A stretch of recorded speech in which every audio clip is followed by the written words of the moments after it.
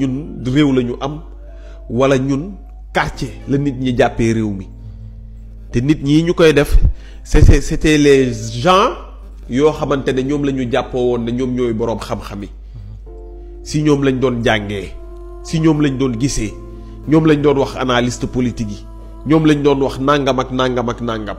ñoo doon sol seen costume toog ci télé yi di wax ñu dégg leen yaakaar ne ñoom ñoo am xam-xam ndeke xaala wala kasiran amuñu ko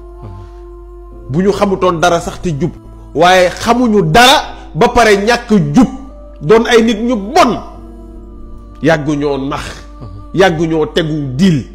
ab nit ñëw ne lii yëpp dinaa ko leeral ngeen ne ko dee du fi amee di wër di fay nit ñi ay 300 000 euros ay 100 000 euros ay 1000 euros ay yàqal kii defal live saagaal kii defal live saag waaye réew mi noonu ngeen ko bëggoon a yore. vous êtes foutu yàqu ngeen Ousmane Sonko mi ngeen di saaga talu leen. ma nga bureau di signer protocole xaw ma protocole stabilité. yéen ngeen ne fee di manqué doon ay manquant di nulaar ay dof mais moom ma wax ko yàq réew mi tasaare réew mi nit ñi ne dañuy defar réew mi ngeen ne dee kenn du ko fi defaree nekk ci magu yi 2021 ba 2024 ngeen dugal réew mi ci yëfi dof réew mi doon réewu dof réew moo xamante ne Serigne Touba ñu ne fii la tëdd réew moo xamante ne Maulana Cheikh Ibrahim ñu ne fii la tëdd Baye Laay ñu ne fii la tëdd réew moo xamante ne Alaaji Malick ñu ne fii la tëdd réew moomu ñu manqué bàyyi seen bopp ba ñetti at ñuy waxtaanee fii la demoon tëddee na ko tëddeewu ko ñàkk jom te ay nit a nekk ci suuf di ko sooke ay nit a nekk ci suuf di ko xam ba alaaji ay nit a nekk ci suuf di poobar te mu leer leen ne teguwul ci dëgg ñu dem 7 ans après xaw ma 3 ans après ba tey indiwuñu preuve mennum preuve indiwuñ ko yàlla di leen weer kenn par kenn ñii mënatuñoo wax ñii tukki nañu ñii génn nañu réew mi ñii bàyyi nañu ñii kenn xamatut ci lu ñu ne ñii a ngay daw ñii a ngay nëbbatu ñii a ngay làqatu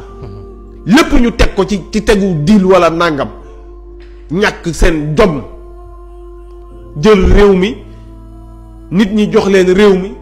64 ans ngeen yor réew mi nit ñu baax ñi nekkoon fi bëgg a defar réew mi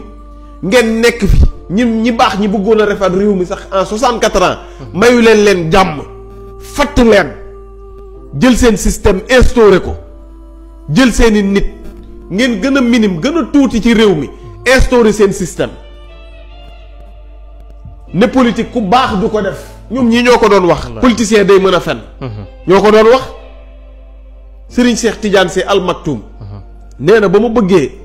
ñëw nekku politique dañu kaa tere parce que lan ñu ne politicien ni mu doonee chien wala ni mu doonee woon chien koo xamante ne lu mu la wax du ko def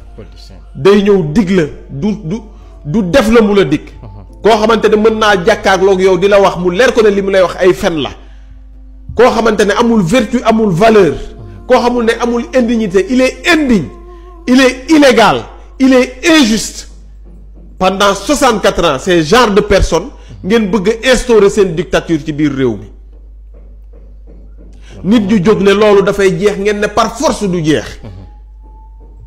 des gens